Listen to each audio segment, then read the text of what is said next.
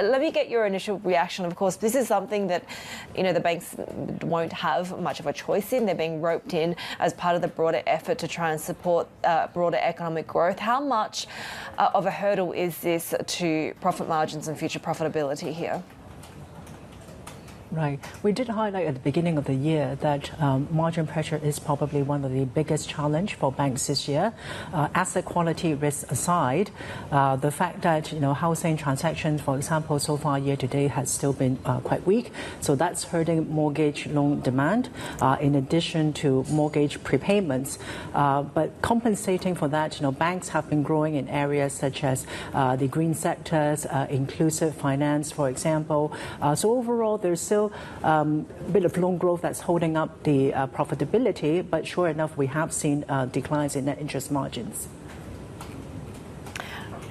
At the end of the day, so the government is not tapping into its own balance sheet directly to households, right? But this issue of the fact that this is still, income transfer one way or another, will the banks eventually in China have to be recapitalized? Well, the fact that they are still generating positive earnings growth, even in this very difficult environment, I think part of that is attributable to the risk reduction effort as part of the regulatory tightening that the sector has undergone in the past 5 years. So as a result, while there's still a lot of headwinds ahead, but the bank's intrinsic credit profile has actually improved over the years because of these regulatory tightening and reduction in off-balance sheet financing, for example. So at this point, I think it's too early to talk about recapitalization, especially for the largest banks, although pressures do exist in some of the smaller lenders. How many systemically important financial institutions does China have? And could problems at one place really spark a contagion? Although you're saying that it is still too early talking about recapitalization, but at what point do we start to gauge that there might be a systemic problem?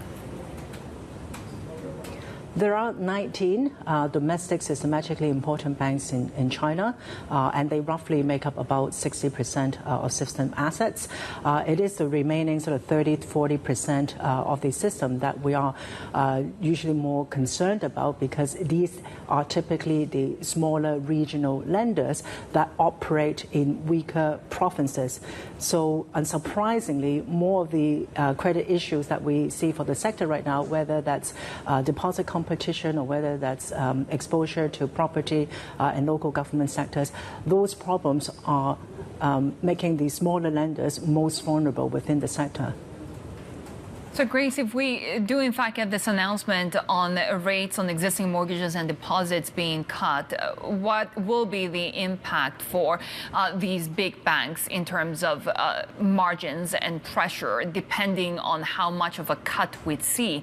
Also, are we expecting most of the loan book to be refinanced, or is it just a few people that would actually go ahead and do that? Yeah. In the event that there is a uniform reduction in mortgage rates, it will be the larger banks that will be hit hardest, because they have the largest relative exposure to mortgage loans. Generally speaking, for the big four banks, mortgage loan makes up about 20 to 30% of their loan book, compared to generally less than 20% for the mid-sized banks. So a mortgage rate reduction will impact the largest banks more. That said, we do expect that there would be potential mitigating factors. For example, reduction in deposit rates to help mitigate that margin pressure. But generally speaking, we do expect margin pressure to persist in the second half of the year and into 2024, because you will have the lagged impact from the previous loan prime rate reductions that will flow through into next year's earnings.